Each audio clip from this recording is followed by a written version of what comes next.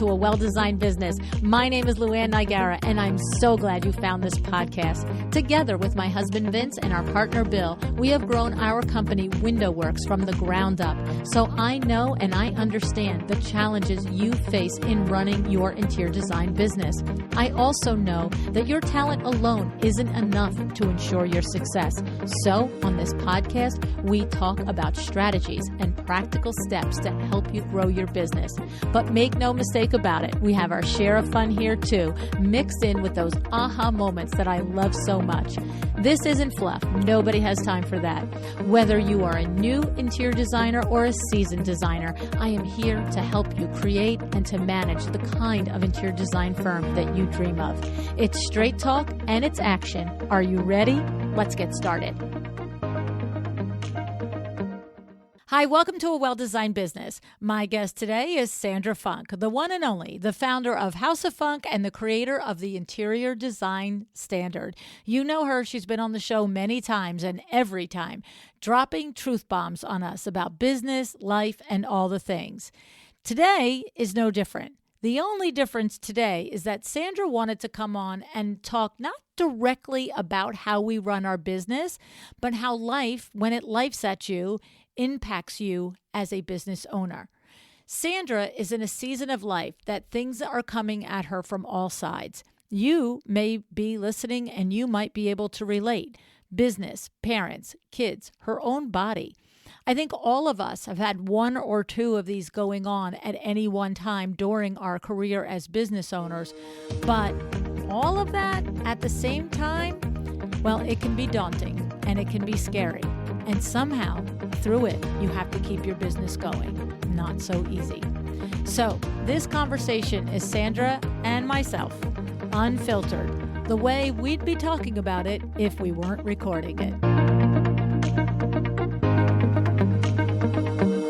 Hey, Sandra, thanks so much for joining me on A Well-Designed Business again. How are you today? Oh, amazing. Luann, it is always an honor to be here. Thank you. So thrilled to be here. Thanks. Well, I think we just have to schedule these at least once or twice a year because otherwise we don't get our time to catch up. It's actually perfect. I know the chat before the chat. Yeah. But then we're going to bring you guys the good stuff too. Don't Yeah. No, but and it's funny because it's kind of all around the topic that you really wanted to talk about today is, the ups and downs, the seasons of being an entrepreneur and all the pull and all the things that life brings at us. And, I mean, you're one of my top 10 favorite humans on the planet. And literally, it's like, gosh, it's been too long since I've spoken to you. And it's because of exactly what you want to talk about today. It's just life's at us, right? Oh, it keeps coming. Just keeps coming. It's always different. It's always changing, but it just keeps coming. And it's not always that it's bad that it keeps coming. It's good things too. Your kids are getting ready to go off to college and, my grandchildren are getting older and they're spending time at the beach. It's the challenges of the seasons of our lives, but it is just life is busy. And when you're running a business and you're a mom and you're a wife or a grandma, or even if you're somebody's favorite aunt or uncle, or the son and the daughter, that season is upon us now, right, too. It's just that where is the time, right? Where is it? So I know you want to talk about the different seasons you've been through. How do you want to start the conversation? So I wanted to just jump into kind of all the different phases of what a female entrepreneur has been through. I'm at 25 years in this industry, and it has been a roller coaster. It's always a roller coaster, right? I am I'm a diehard feminist. I'm a big supporter. I love all you guys too, don't get me wrong, but I'm a huge supporter of my female entrepreneurs I have 2 young daughters. I'm always encouraging them to create a life that they love, right? Yes. To do it how they want, whatever that looks like. And I think more than anything, follow your intuition, follow your gut, listen to yourself and kind of understand. Sometimes it changes abruptly, and to keep listening and kind of keep evolving. Yeah. So just wanted to talk through kind of a little expose, what's been going on and where we're at. And I think there's a lot of things that we deal with that don't get talked about. And I'm very comfortable talking about them. So Well, I mean, obviously there's seasons from, starting your business before the girls were born and all of that. But right now you're heavy in the season with parents, right? With taking care of mom and going back and forth from Tennessee to Michigan and all of that. How has that been? Like I have a little bit of a window into it, but you know, you- that's a yeah. tough season, right? Yeah, it's tough. So my mom got very, very sick early 2026, and I just got Delta Silver status. So if I can explain to you how much I've gone back and forth from Detroit to Tennessee, there is only one upside, guys. There's only one. Um, I have got a chance to spend a lot of time with my family. Obviously, that's back in Michigan, and but she's doing great now. We're two surgeries down, two to go. It's been a road, and we're not done yet. It's right now it's July, and we've got another half a year worth of medical stuff to wrap up. So love you, mom. She's always listening. She's my biggest fan.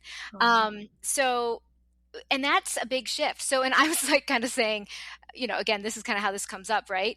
I am just screaming along. I am just chugging along in my business. Things were cranking, it was 2019, right? I yeah. was getting ready to launch the standard. I was kicking butt and taking names in my design studio. I mean, I had signed a lease on new studio space that I was then fitting out. I mean, I just it was drove like, by that space this did you? morning thinking about you. It's a good spot. It is. Um, and that whole thing unwound with the pandemic, right? The studio space, the whatever. And I moved across the country Yeah. with let's see, a middle schooler and a high schooler. Yeah. No, elementary and middle school. They were Yeah. going into high school and middle school.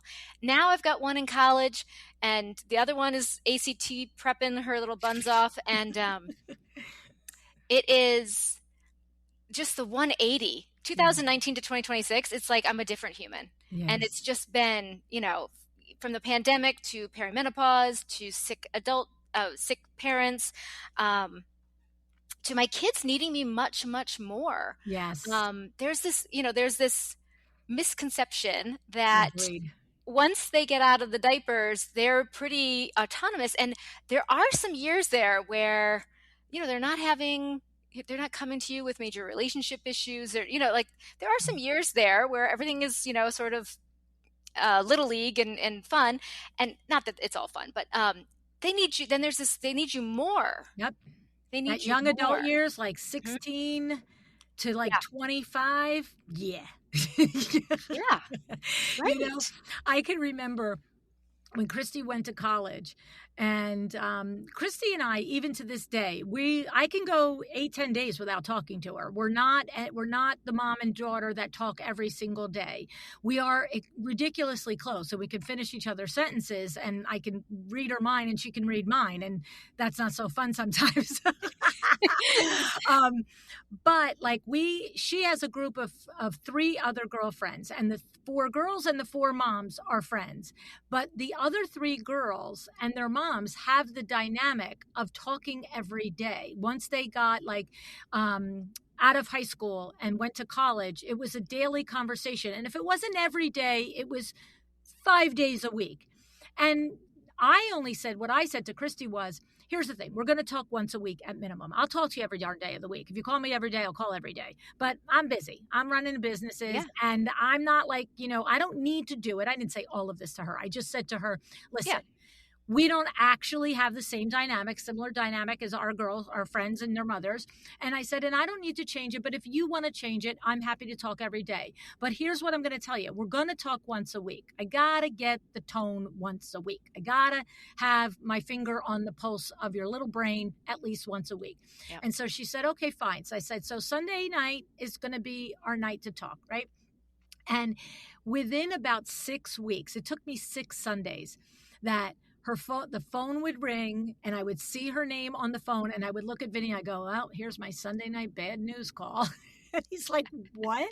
And I'm like, it's just like a BITCH fest. I said, it's everything that has gone wrong in the week. And he's like, I don't understand. He goes, and I just said, she just needs to get it out of her. It's Right. who didn't invite her to a party last night? Who did she go to a party with that left her? Who did she go to a party with and she saw a guy that she thought was cute and she thought she was going to talk to him and now somebody else has talked to him. And then here was the other thing that I loved about Sundays.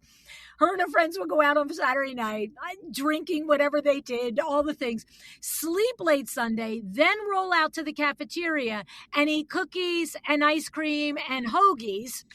And then Sunday night, I feel fat and nobody likes me. And I'm like, girl. And so, to your point, it took me 4 or 5, 6 weeks where I first came to the conversations with, oh, okay, well, how can we wind this back? What do I say on the show? How can we wind this back and not have this happen? How about we don't wait to be invited to a party on Saturday night? How about we reach up to somebody on Friday afternoon and say, want to go to a place? I couldn't possibly do that.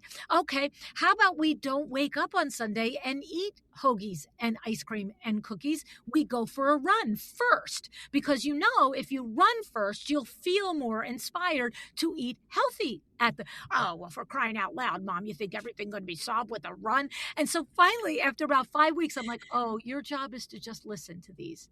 This is your job. Your job is to just sit here and go, oh, that must have been hard. That hurts. I imagine that hurt when he said that. I imagine that hurt when you heard that. I imagine, what? Did you think about how you might have hurt somebody? I'm just saying, and I was just, but you're right. Those are tough, intense years. I feel like I remember saying to Vinny, when a kid is like, they call it the terrible twos, Mm-hmm. and it's because they want to do it by themselves, but they can't. And they go to do it by themselves and they fall down and now they're screaming because they fell, right? But it's really because in their little brain, they were trying to take a step or they were trying to Yep. put the car inside the, whatever. And now it's a tantrum because they couldn't do it. And they're trying to break away and be independent, but they don't have the skill set yet. And I said, the first 2 years of college are that all over again. Yeah, same thing. I want to break away. I know the right things, but unless it all goes wrong, then I'm going to complain to you about how everything went wrong. Yeah. Well, and for me, it was like, and again, that working mother, my kids weren't, I wasn't available to helicopter. Yes. It just wasn't an No. option, right? Right. We had au pairs. We had, I had a real network because Yes. I never lived close to family. My husband was always working around the clock. So I built my own little in-home network. Yes. And it does take a village, but I wasn't like going to sit around in a village. I was working, Yes, like working a lot at It's the a time, paid right? village, Like but it was a good village. yeah, it's a different kind of village than I was in. But yeah, just like I remember thinking, so for my kids were terrible threes, not terrible twos. Like they were still pretty, amenable at 2. But I remember my pediatrician saying to me, how they are at 3, they will be at 13. And I was like, oh my God, I can't believe we have to go through this again. But now you're right. And then so like, that when they're going through, it's their first breakaway when they're 3, when they like want to start doing things themselves. And then it's their second big breakaway when they're 13, right? And finally they get that license at, 16, 17, or whatever however age your kids get it. And so there's all this freedom. So there's a lot of joy.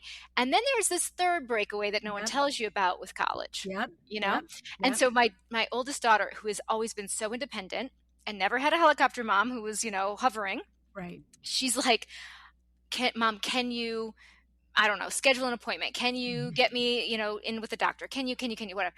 And I'm like, you're 18 now. You live on your own. They won't. I can't make the doctor's appointment, which I know I need to do the HIPAA form, so I can, but we'll get there. But I can't make the doctor's appointment. You have to make the appointments, and all the things. And she's like, Mom, why can't you just help me? Right. And it's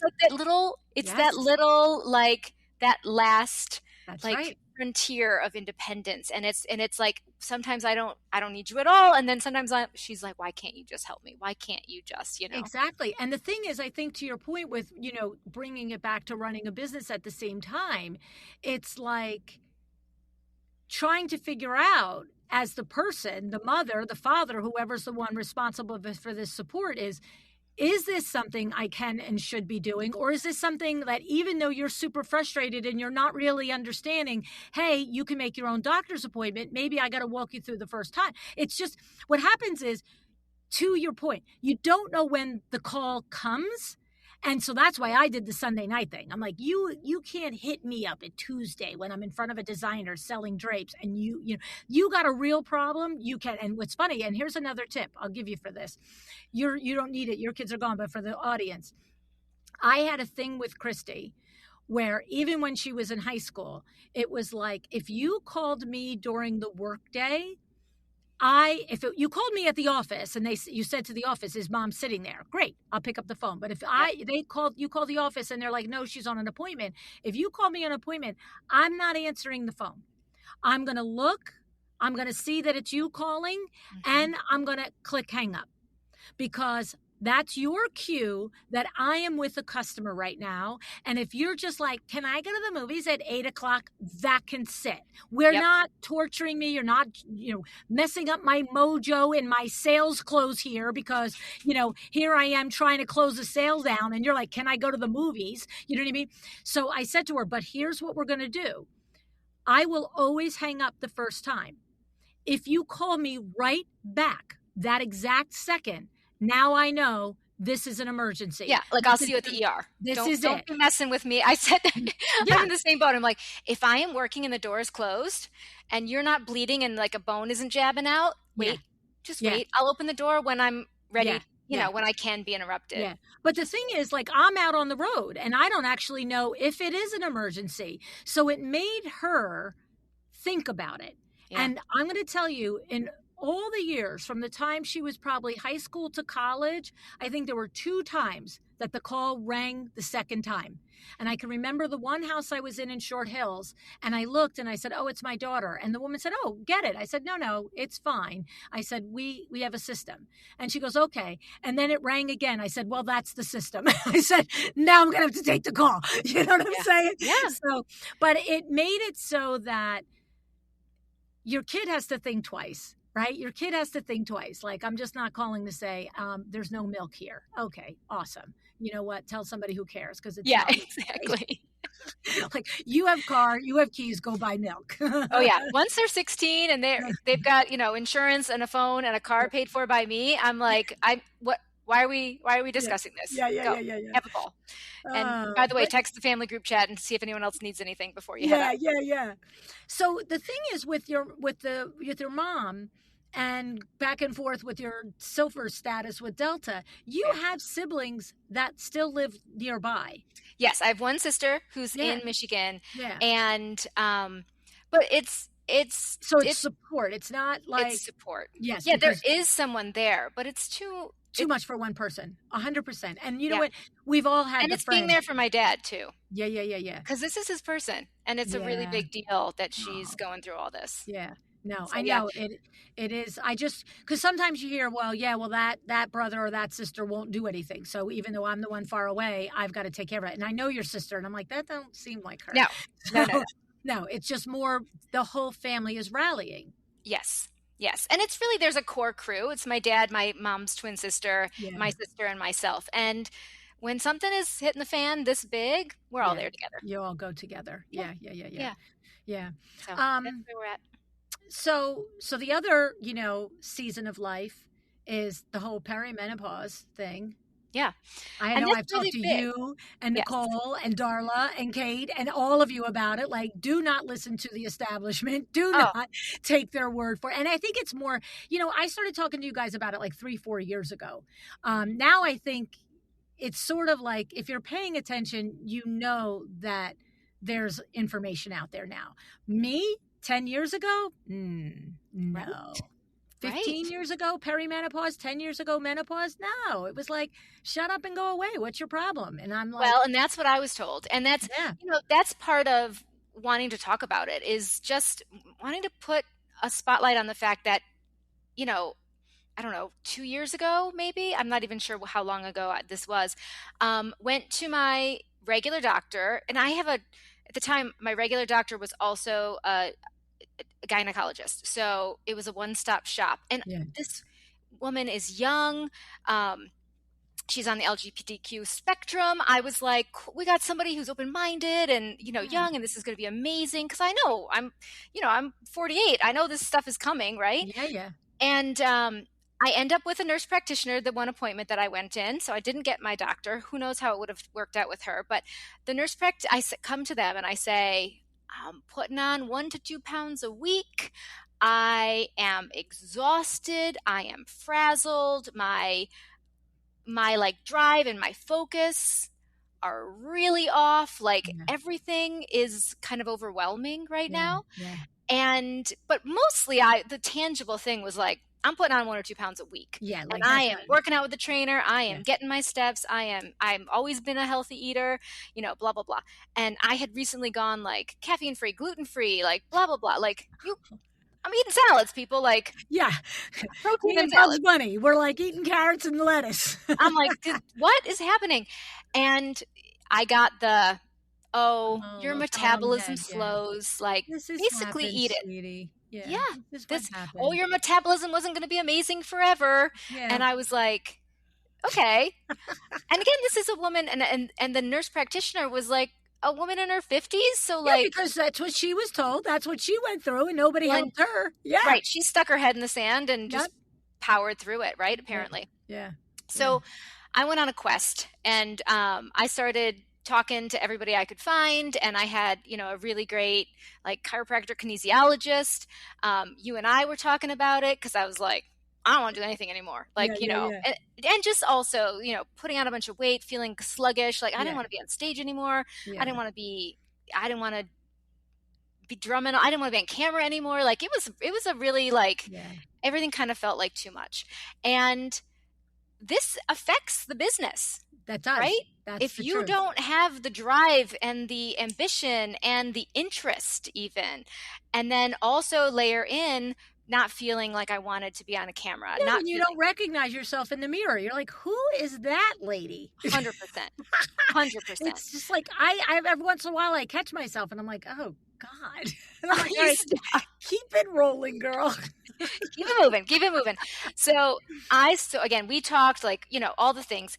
And I just kept going until I found, I guess she's a nurse practitioner that focuses on, she does a really, really intense blood work panel, a Yeah. really intense intake. Yeah. And she does the bioidentical hormone Yeah. replacement therapy. Yeah. Which I went to her saying, I think I'm going through, perimenopause, and I got the brush off from my regular doctors. A couple people I would talk to before I found her, and she went through the blood work and she said, yes, perimenopause, yep, but I don't know how you're making it through the day. Your thyroid is off. Like Whoa. it is barely chugging along. And I didn't realize it. I was like working, and then I would like lay down under my desk because I wow. like couldn't keep my eyes open. Wow. Like, and I was like, and it's until someone says it out loud, Yes. And I was like, You're like, yeah, I didn't used to need naps in the middle of the day. I've never been that person Why ever. didn't I notice? That was a little weird. And I remember I would look at the clock and it would be like 1:30, and I'd think, if I don't lay down now, I won't be able. This is by the time this was going on, I was back into a work from home office. We had moved across the country during the pandemic and all that. And I was like, if I don't lay down now, I won't be able to close my eyes, because once the kids are home, forget it, right? Yes. So, and until she said out loud, I don't know how you're getting through the day, I did not realize I was doing this. Yeah. Like it never hit me. And I was like, I'm not. Like I have to close my eyes in the I'm afternoon. not getting through the day. Like, I'm not getting through the day. I'm a basket case. And she was like, we got to get your thyroid back online. And thank goodness. And again, I'd been going to the doctor. I've been getting my annual blood work and everything. Nobody's paying like close attention. I don't know. Thing. That's the thing. You have to be your own advocate. You have to, I met, and Adrienne Cotton was on the podcast. I'll put the link to her show in the show notes. I met her in 2021, and I had already been through menopause, and I was the same way. I had probably gained about 8 pounds between pre and post. And I'm little and I'm thin And, like here's Vinny going, you finally have some meat on you. You know what I mean? Like, Wait, 8 pounds is hysterical. Luann, I put on 45 no, pounds. that's what I'm saying. It really, I understand. I understand. But It's for your not a whole lot. frame and your body, Well, and also to me, it was just like, and I used to say, I used to say to Vinny, I don't care if you actually think I look better with a little bit of meat on me.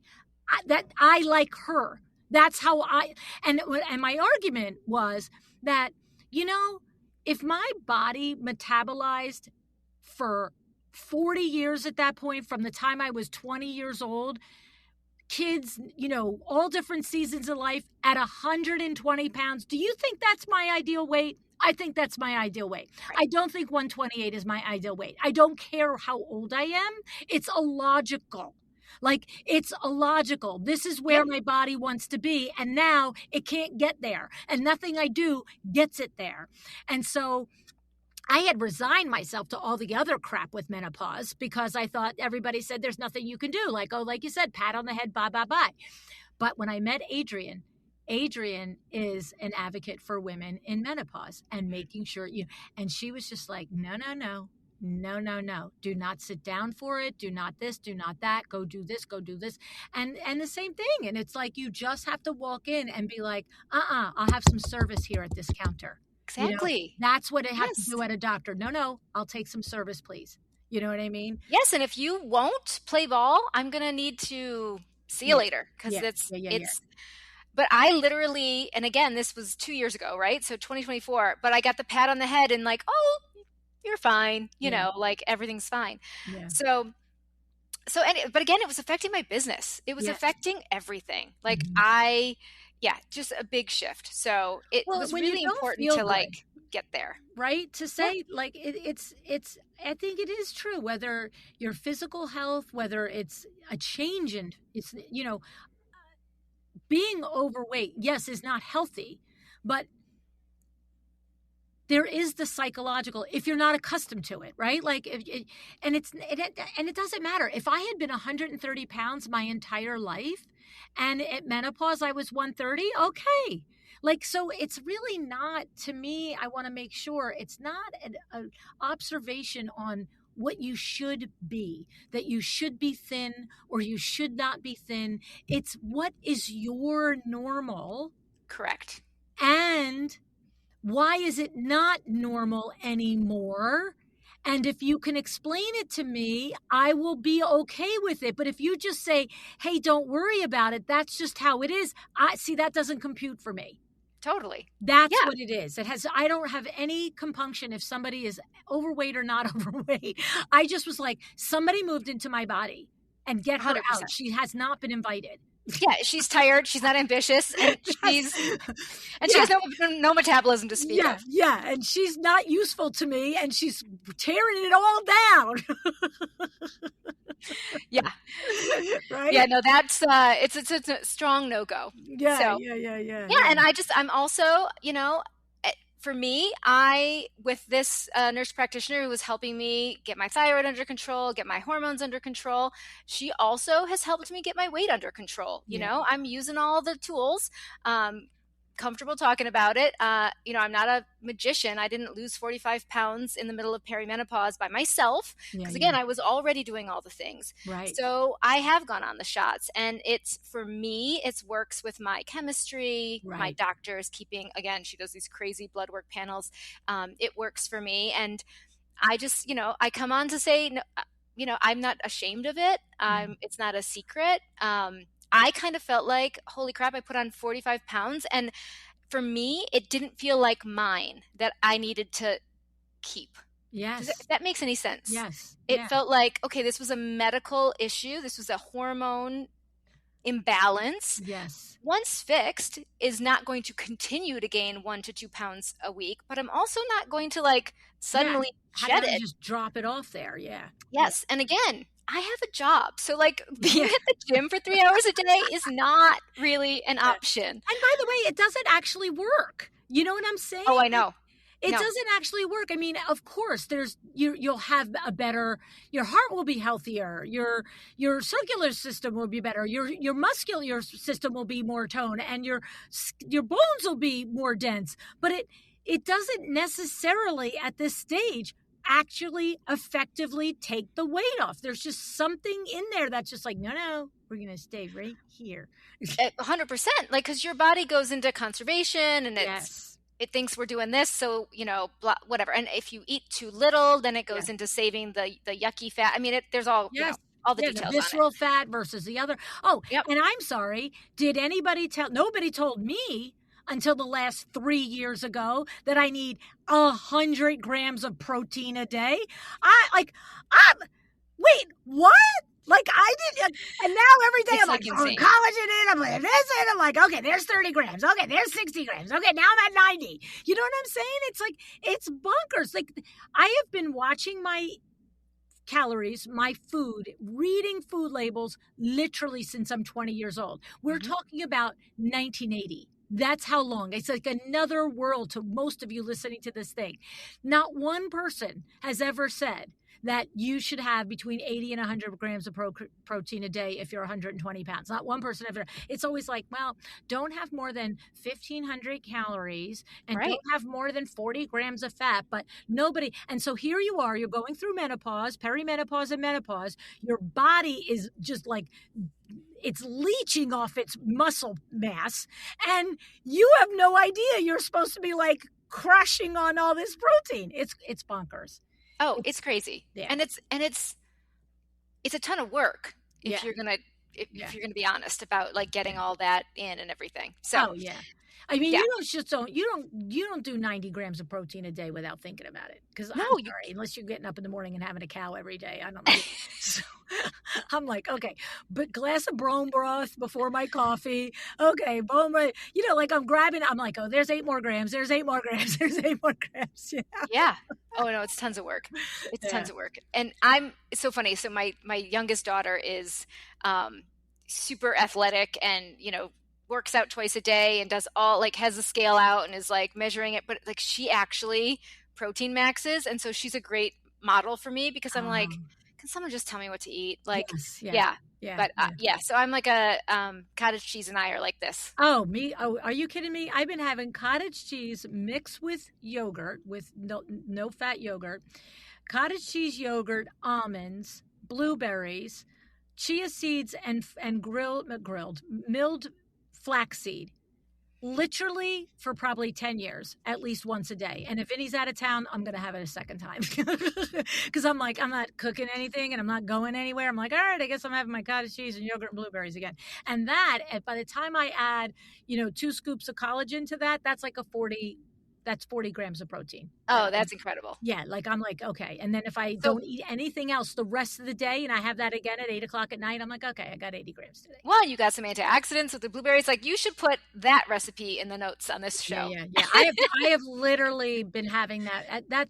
I just said 10 years. It's before the podcast. It's probably 12 to 14 years. But Wow. I am also Rain Man. I will eat the same thing every day. That is my biggest problem, that I don't eat the variety. I'm like, well, we go out to dinner every night and we go to the same, 3 restaurants at the beach and 3 restaurants here. And I have the same dinner at like when I go to this restaurant, I have this. It is, I just don't want to think. It's decision fatigue. Yeah. I'm just like, 100%. okay, I'm here. This is what I have. Oh, I'm there. This is what I have. Every once in a while, because it's the same 6 restaurants for like a decade, I'll branch out and have a different thing, and 99% of the time I'm like, no, next time I'm going back to my regular. But I just did it at the one restaurant at LBI, and I was like, oh, and the girl who owns the restaurant, she goes, wait, do we have a new dinner here now? I'm like, we might. Because she knows the usual too. I walk in, they just like, yeah, okay. Yeah, give your usual. Exactly. I love They it. start pouring my drink as I'm walking in. They're writing on the pad, and then they just go, so Vin, I know what she's having, but what are you having? Oh, because he changes it up. Oh, he does something different every place, every night, But Yeah, yeah, no, I mean, though at Fridays that we go to a Manahawk, and she just starts ringing it in. She's she like, knows. okay, so 1 glass of Apothic, 6 ounce, Mhm. chicken fajitas, no tacos, no whiskey sauce, no sour cream. I'm like, you got it, girl. Like clockwork. I It's love it. like 10 years having the same damn thing. If we go a second night to a second restaurant, then I'm like, oh, well, shoot, am I going to have the same thing again? And I sit there, and it just happened a week or so ago. And I'm like, I was just here last night. Am I going to have the same thing again? And he looks at me and goes, well, why don't you try something different? And I was like, and I go, all right, give me the menu. And I opened it up. I'm like, never mind. Who am I kidding? I don't want to read this thing. It's like an SAT problem. Just So, decision fatigue, there was a time, and again, I think it was when we were building the standard and things were just like bananas, where I bought 3 of the same black tunic, 3 of the same black tank tops, and yep, 3 of the same black, like, whatever they were, yep, dress pants. yep, And I would change up the bag and the shoes and the scarf and the yep, jewelry. And if I was if I had to be dressed for anything, I didn't even think. I just yep. had them on rotation. They went off to the dry cleaner every week. Like I and my girlfriend Ashley, all things numbers, Yes. Oh, who I you just saw recently her. ran into, exactly. She when I finally came out of that and was, wearing something different, she's like, "Oh, thank God we're out of that sad phase."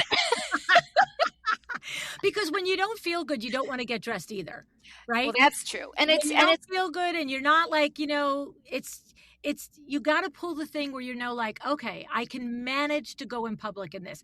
And what I know is 100 years older than you are.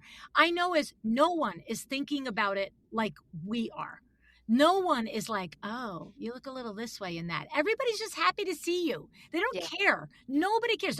And how I know is because I look, we were in the same industry 100 years. People gain weight, people lose weight, people, I don't care. I don't judge you right. by how much you weigh. So my thing is, it's like, I'm like, okay, I have my 123 clothes. I have my 120 clothes. God help me. I don't need the 128s anymore. You know what I'm saying? But it's like Yeah, these pants at 123, not so fun. These pants at 120, I love these pants. You know what I mean? So now, like, I've always, my whole adult life, had a 3 pound rule. It's, I get to 3 pounds over, and it used to be 118 to 121. And I get to 121. Nope, we're going to run 16 more, rope it because in. when you're young, you can run a couple of more miles and it makes a difference. Now Yes, but it when doesn't. you're older, it's food. Yes, It's now food, it isn't doesn't it? matter. The exercise doesn't matter. It's important because otherwise you don't want to be skinny fat. That's no fun either. No. But just everything's jiggly. But even though you're small, that's not fun. So, but so How I am now. no, you are not. Um, but it is about the food you put in your mouth. Yeah. Like that's Yes. what it comes down to. It's, And it, again, if you have to get this many calories and that much protein, you can really only eat protein. that's, I know. I When know. you do the math, Yeah. It's you get to have a vegetable or two, but like pretty much you can just eat protein. exactly. My Tessa, my youngest again, who's like really in like she's it's soccer season and she's in that zone, and she's like, I have friends who just eat like a piece of grilled chicken as if it's a protein bar, like it's in a baggie and they just get it out and eat it, and I'm like, Whoa. wow, that's taking it to another level, girls. Wow.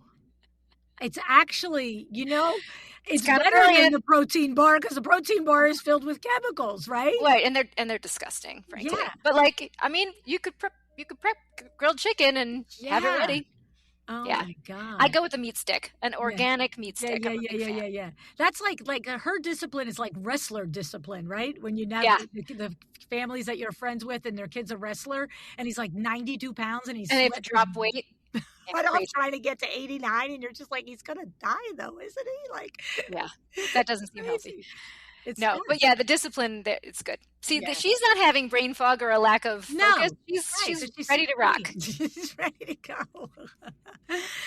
Yeah. Oh my God. So, I mean, it really is. I think the big theme is, it's like you have to be your own advocate. And when you talked in the beginning about intuition and listening to your intuition, that ties in too.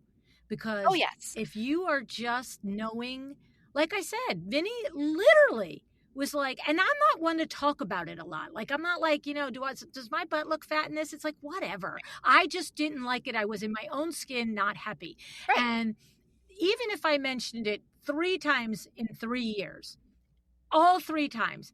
Are you kidding me? You look great. Rah, rah, rah. You're 58 years old. You look amazing. Or you're 60, whatever. And I'm like, and I would just look at, and most of the time I just look at them and say, thanks, sweetie, thanks. But every Yeah, once in a while, when you would press it, I'm like, you are not hearing me. right. This isn't I'm in about my how body, I and this is, look. yeah, This is how I feel. And every cell of my intuition and my goddess voice is saying something isn't right. correct. Correct. And that was the big thing, right? And for me, it was like when the doctor was like, "Hey, that's normal that your metabolism slows." 45 Well, pounds, thank normal. God I went and 45 pounds, yeah. But thank God I went and kept going because the hypothyroidism is like that was really wrong, right? Like Yes. it wasn't just like blah blah blah. Again, the goddess voice, listening to the intuition. Like I was like, no, somebody's going to help me. That we're going Yeah, to yeah, figure this yeah. out. Yeah. Well, I mean, and not for nothing, even if they want to pat you on the head and say, oh, sweetie, that's just what it is. 45 pounds, shouldn't they be like, this also isn't healthy for your heart? And this also isn't healthy for this? Like, But also something's got to be wrong. Like right, nothing had none of the inputs had changed. right, Like right, right, right. not it wasn't like I Yeah, I just eat a banana split for decided breakfast every to day now. change. Exactly. Nothing had changed. So, I mean, don't get me wrong. I went through the pandemic too. There Yeah, yeah, was yeah. there Oh, was yeah. Lots of a wine. few more snacks, a lot of wine. But this was after that it Yeah. really changed. No, and That that's it started really, going on. it calls it back to that too. When the things that are different and the things that are just not perfect, right? Like Right, you like know the difference. I let things slip a little during the pandemic, but then I was able to get back. Yeah. We all kind of came out and the Yeah. sun shone again. Oh yeah. Gotta Welcome back to actually life. wear real clothes. Yes. Yeah, yeah, no. No, it's true. I mean, so I guess the message, Sandra, is, you know, whatever season you're in, a lot of seasons at the same time. A lot of women and men are in a lot of seasons at the same time. You've got the girls, being 3 years old again and struggling for their independence and not really sure how to do it. You've got your mom and your dad, and then, you've got your own, health things happening. And the bottom line is yeah, the business isn't like, oh, that's okay, sweetie, take a break. I'll be here No. when you get back. Well, no, and I think that's the bottom line. There's a lot of ebb and flow. There was a time where I pulled back from being at High Point Market or even doing design sips, Yeah. and that was a choice to take a minute. And here I am back I even sent alumni to see you on the podcast because I was like, I ain't doing it. I can't. Yes. I need a minute. And Yes. so and then this too shall pass, and Yes. I feel like I gave myself the break that I needed, the little Yeah. bit of just a respite, Yeah. like a Yeah. little bit of, uh, I don't know how to say, but a less public facing minute. I gave Yes. myself some grace when I Yeah. just needed some time. Yeah. Still here, still holding down the fort. It's all still going, but I needed to step back Yeah. from being public about everything for a Yeah. minute and be focused on the family and be focused on me. Yeah.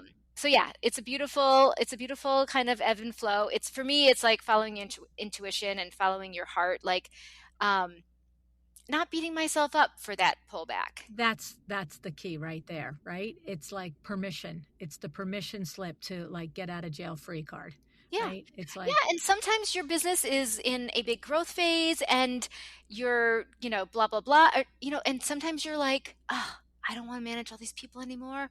I mhm, want to go back to the smaller version, or I yeah, just want to do like, I'm not going to do procurement anymore. I'm just going to do design and like, work for people that are looking for that. Like there's different ways to do yes, this. There's always another, like I started doing a lot of using freelancers or using agencies instead of hiring another person. Like right, just a shift in how I was taking things on and how I was the load that I was taking on. yeah, yeah. And so those pivots, it's really paying attention to what's going to work for you. And the only thing I would say in conjunction with that is giving yourself permission or grace to step back. Listen, if it's acute, it's like, you know, all hands on deck, like literally the business goes to the side, different story. But Yeah. if it's this sort of thing, it's a little pressure over here, a little pressure over here, a little Yep. pressure, like Layered up. all the little pressures are adding up. It's not one event like that is like, this just changed our whole world, right? On a dime, right? Yeah. Um, is the permission slip isn't to also just say, so screw it, right? Like you have to also find. So with you, it was stepping back from the public part, but you were still running the standard. You're still Yeah. supporting your community. You're still updating the standard and making sure that the technology is right and the things that have to be added. But it's there is a plan to that as well. The step back, if it's a step back that you're orchestrating, Hmm. it's not a permission slip to just say, well, I don't have to do this in my business now. It's like, well, maybe you kind of do, but you don't have to do all of the things that you did, right? You don't have Yes. to show up at Design Sips every Wednesday at 4 p.m., right? You Hmm. don't have to do that. You don't have to come to High Point. You can say, I'm out for that. But I think that's the other part of it is to, if you don't know how to make that plan for yourself, is to reach out to somebody that says, that you can say, here's what I have bandwidth for. Here's what I have to bring in income. Can you Where can we strategize go? with me to make sure that I'm prioritizing the things that have to be done with the available energy and time I have to do them? See, you're smart. You're a finance person. You could do that without help and advice, I'm sure. And of course, Well, no, you have I Jay. don't get anywhere without help and advice. You know, it's true. You're right. You do. But that's also what's very smart about you, too, is that you do reach out for help and advice, but you have a smart head on your shoulders. You knew it. Here's what for me, for you. You know what you know, and what you know you don't know it. And you don't pretend, well, that's okay. You know, it's like you go find out what you don't know.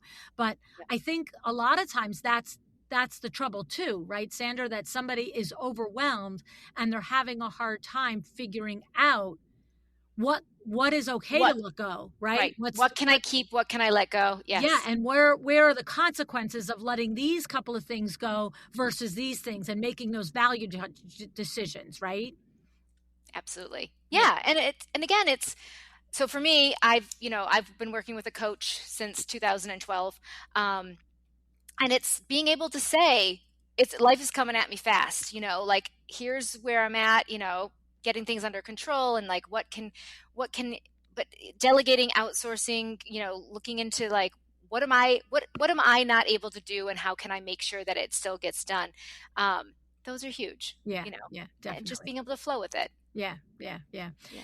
Well, I mean, sometimes things like this just need to be said, right? Like, I think it's like, I feel like it's the epitome of the overheard episode. You know, usually there are multiple people, but when I started the randomly reoccurring series Overheard, that is not on an actual schedule, it was, I had a vision of the overheard episodes being like, what if I were walking by a table at Mhm.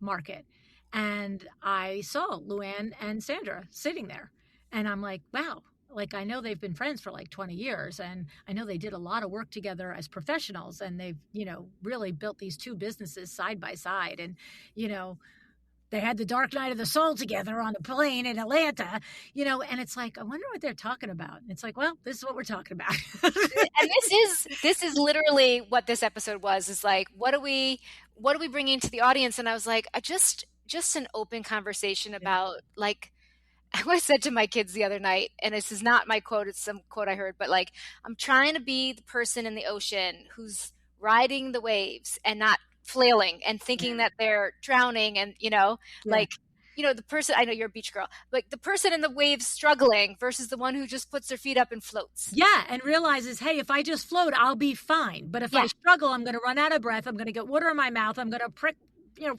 drown myself, right? Yep. Yeah. Yep. So I'm Yeah. trying to just roll with the punches, Yeah. because, you know, they come in different flavors and different paces, and sometimes they come all at the same time, and that's, Yeah. Yeah, so because yeah. sometimes the wave, even if you're laying on your back, comes over and fills your mouth up. Yes. That's like, oh, okay. Yeah. So trying to Uh, be in, listening to the intuition, I'm a big trust your gut girl, always have been, and just rolling with the punches. Just, yeah, yeah, yeah. Well, racking up those Delta miles and rolling with the that's it. I punches. was just going to say, I appreciate your coming here and talking about it. And I do want to just say, I'm always sending white light and healing energy to your mom and your dad and you and your sister, your aunt. It's taking a village now to get her through what you guys are going through. But, we're sending you white light and healing energy for Thank you. sure. Thank you so much. Oh, thank you for being here, my friend. I love your guts. You know that. Same. Love you so much. Good talk. Look, nobody gets out of business ownership without a hard season.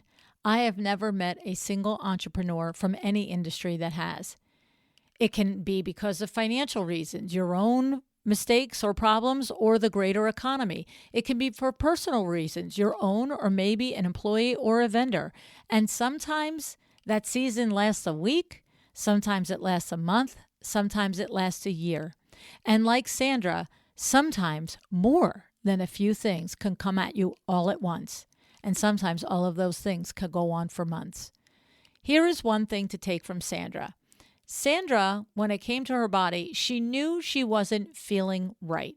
Yet doctor after doctor, oh, it's just your age. Oh, you're under stress. Oh, it's perimenopause. It'll be fine. You'll adjust. But wait, finding out that her thyroid was barely functioning? You know what this says? You have to be your own advocate in every area of your life: business, your physical health, and your mental health. I remember my daughter Christy's pediatrician, Dr. Rabinowitz. I love this man because he never pooh-poohed me, even though I was a young mother. I remember this one time, I can remember it so clearly, and I called his office and I was talking with the nurse about this and that and the other thing and what was going on with Christy. I know she was under a year. She was probably about 6, 7 months old. And she's like, I don't really know. Like the nurses, they just tell you, they're like, doesn't seem like anything's wrong to me. And I'm just like, well, and she's like, look, I'll put the doctor on. And you see, even right there, that's a well-run business because the nurse wasn't completely gatekeeping for the doctor. And so he gets on and he starts asking me questions, and I'm feeling it. Nothing is really surfacing. I'm feeling it too. But he finally says to me, what do you think is going on? And I remember saying exactly this: I have no idea, but I know she's not right. And that was the moment. He said, well, I don't really know what's going on either, but I know this: no one knows their own baby like that baby's mother. So bring her in and we'll see if we can figure it out, right? So you know your own mind, your own body. Push, advocate for yourself, and keep asking like Sandra did until you get answers that are helpful rather than dismissive. Now, for the business side, what did Sandra do while all of this was and is going on, right? Well, let's not forget this part. If you've listened to all of Sandra's episodes, you know that she is process driven and has documented systems. So what has to be done in her day, in whether she's got an hour or 3 hours, she can get it done quickly and efficiently because of this, right? If she has 1 hour where she's feeling well enough to work that day, she can sit down, prioritize it, go through what needs to be done, check it off, and walk away. Not get, 3/4 of the way away from the desk and go, oh, wait, did I forget this? Or halfway down the road to pick up one of the girls and say, shoot, did I forget to do that? No, because that is a huge benefit to being a process-driven, documented business. There's checklists for everything. Right? Next thing that Sandra did is she looked to see what she could offload with the least impact to her business, because she's monitoring her energy and her time, right? Both her own physical energy for what she was going through, but the time that she's taking away traveling to her family. So for her, that was, you know what? The weekly design sips on YouTube has got to go away for at least that time being. And by the way, if you don't know what Design Sips is on YouTube, we will put a link in the show notes. You can sit there and get a complete education in running an interior design business by listening to this woman give you her everything from her brain just spilled out every week. Okay. Talk about a library of education. Yeah, right there. Okay. So she pulls back on the design sips, and then she also pulls back on the travel to markets and other speaking events. That was time she needed for her mom, her dad, her kids, her own doctor's visits. Okay. We all do these wonderful things that are smart and good for our business, but they're not all non-negotiables, right? They're nice to do's and good to haves and things that we should do when we have the bandwidth, money, time, energy to do them. But when it gets tough, we drop the non-negotiables for a period of time or forever. Whatever you need to do, it is okay. We've had other guests describe hard seasons in their business on the podcast as well. Kristen Bartone, episode 1043. She spent 2 years in her son's crisis. Her whole family had to move to a different state because of it. During this period, she needed to downsize her business dramatically in order to juggle all the things on her plate. Interestingly, when you listen to Kristen's story, she'll tell you how when she came out the other side, she made a choice not to build her business back up to the size it was previously. She chose to rebuild it smaller and slower on purpose because that's what felt right to her going forward. And that's the cool thing too. Hard seasons bring lessons. We just need to pay attention to them. In that same episode with Kristen, I told her about one of my hard seasons. Now, notice I said one because in 4 decades, there have been more than one. Be prepared, not surprised by this, okay? But I talked about how my father was in the hospital for 26 weeks, unconscious for 19 of them. I was 31 years old. I had 3 stepkids, a 6-year-old daughter, and I was responsible for running my share of window works. But for us, also a process-driven and documented company, the things that I was previously doing that I did not need to be the one to do got done by someone else, leaving me my time for sales and the few responsibilities that had to stay on my plate, while for 26 weeks I went back and forth to Florida, right? Now, we had another episode, Overheard, number 1010, which we'll also link in the show notes. It featured Antonio Deloach, Robin Burrell, and Sandra Funk as well. That episode focused also on resilience and being a business owner. Antonio said a cool thing, an interesting thing. He said, so many things can be true at the same time. Your business can be financially okay while you are falling apart personally. It's an astute observation. It's a hard reality, but it's also entirely accurate. So think about it, right? Robin Burrell described a season for her that, if you didn't hear the episode, get this, sit down, included her own breast cancer diagnosis, followed by her mom's breast cancer, then her dad's prostate cancer, then her husband nearly losing his colon because of ulcerative colitis. All within 18 months. I mean, really, universe? All in 18 months. Okay. Now, Robin explained, despite all of this, her clients got seen. Her business never stopped. Her team carried the weight that she could not carry herself for that period of time. Her business stayed standing when she couldn't, because it is also a process-driven and documented business. Now, go to that episode and listen to it, because there is one hindsight business lesson that Robin learned and shared with us from that experience, and I think it will surprise you. Now, here is your homework if you happen to be listening you're in your own hard season right now. First thing I want you to do is take a breath. One deep in and out yoga breath. Then take a minute to figure out what it is actually that you're facing. So is it a personal problem that's spilling into your business, right? Totally could be that. Or is it a business problem spilling and creating chaos in your personal life? either way. But here's the thing. Whichever way it's happening, I want you to give yourself that minute before you react. Separate yourself from the emotion. And if you've already been in it and you're reacting, you can do it now. There's no time limit on this. Take your deep breath. Think about it. For 1 minute, pretend you're watching a movie. Separate yourself from the emotion just long enough to see what's actually in front of you. To see if you had to make a plan to get through, what would it be, right? Because I want you out of reaction mode, out of fight or flight mode for just a minute. We need to move into the intellect mode, out of emotion, so that we can problem solve. It is very hard to problem solve in the emotion because I know the emotion is there. And I'm not saying we're going to keep it at bay. I know the emotion is going to come back. That's normal. That's expected. But I want you to be able to make as much of a plan out of this as you can, right? So that when your emotions come back in again, you can allow yourself to grieve, to heal, to rest, whatever it is your body and soul needs, right? It's kind of like Sandra. She said, okay, design sips and travel off the plate.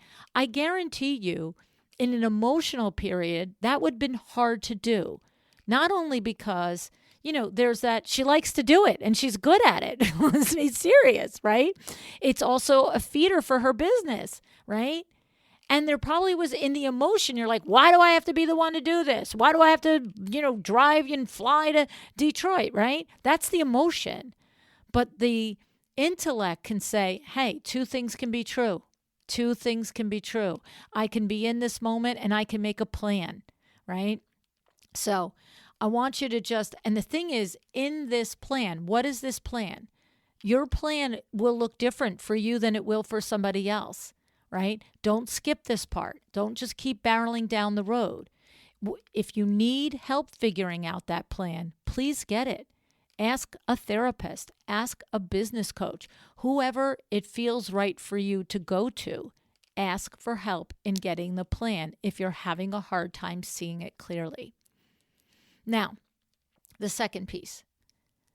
The plan can't just sit in a notebook. You have to make a decision. What's the first next step to take the plan from an idea to an action? The first next step could be simple. It could be that phone call to someone. It could be a phone call to a medical professional, a legal professional, an industry professional. It could be to a colleague. Do you need someone who can help you come pick up a project or two you can refer a project to? Do you need to sit down with an employee and say, hey, I'm going to need you to step up for a while, right? There's all different things that could happen. Separate it from the emotion, make the plan, then take the first step in that plan. And when you think about the option of colleagues, I've watched this play out inside the WCAA. I'm the national president of the Window Covering Association of America. And we have a member who, when she was at a period of time and her mother was gravely ill and she needed her care, right? She wanted to be there to care for her mother. This particular member owns a drapery manufacturing workroom where she probably does all or most of the sewing of the beautiful shades and draperies and things that she makes for her designer clients in the area. Well, she called another member of the WCAA, someone who, quote unquote, owned a competing workroom, and just said, can you help me? Can you come help sew with me? And not only did that woman say yes, but she called 4 or 5 other quote unquote so-called competing workrooms, all from the WCAA, and they all showed up together and they all took over her workroom and they all just banged it out. Got all of the projects out the door. Probably something like 3, 4, 5 weeks worth of work. They all worked together. They got it done so that this one woman could be with her mom and do what she needed to do. Okay, that's what asking for help can look like. It's not weakness. It's your plan working. Okay? So, look at your business right now. If something were to happen tomorrow, cancel. How ready are you? Right? How ready are you?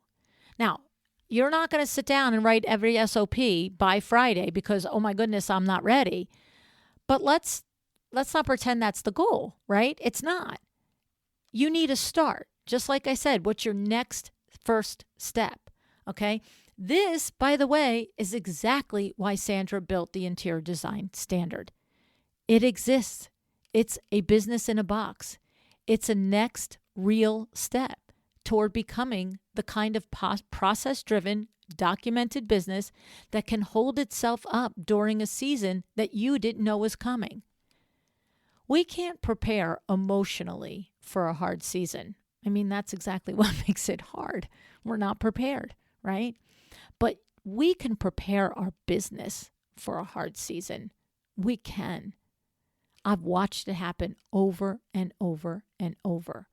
And that's what you want to do. You want to have your business prepared for a hard season. So your attention can go exactly where it needs to go when that season hits.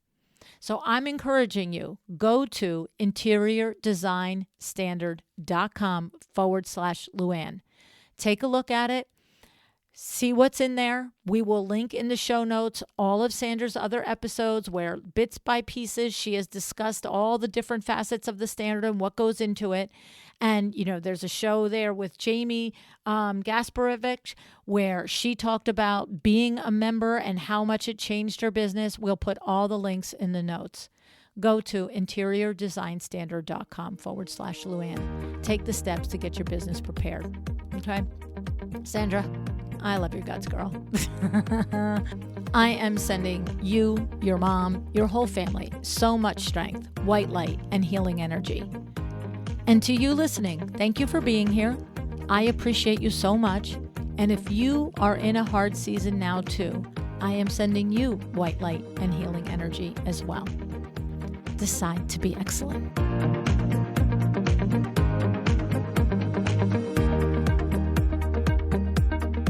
Thank you for joining me today. This podcast is a production of Luann Nigara, Inc. If you want to know more about me, my books, or Luann University, go to luannnigara.com. And if you are interested in having WindowWorks help you with your next window treatment or awning project in the New York, New Jersey metro area, go to windowworksnj.com to learn more. Have an excellent day.